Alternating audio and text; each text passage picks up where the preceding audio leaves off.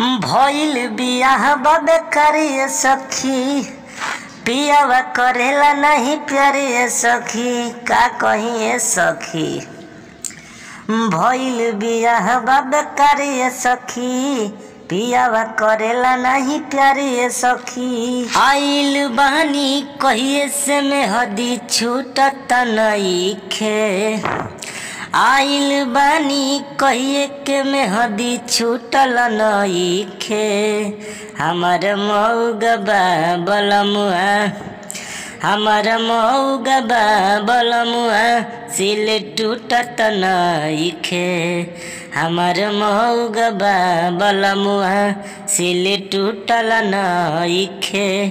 तो नमस्कार दोस्तों, स्वागत करता हूँ आप सभी का JRC संगीत सीखो 398 में।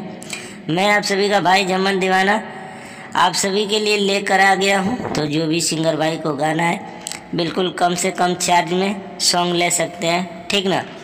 तो जो भी सिंगर भाई वीडियो में नया है तो वीडियो को लाइक कर लीजिए, चैनल को सब्सक्राइब कीजिए ताकि जो भी वीडियो डालूँ आप सभी को सबसे पहले मिले।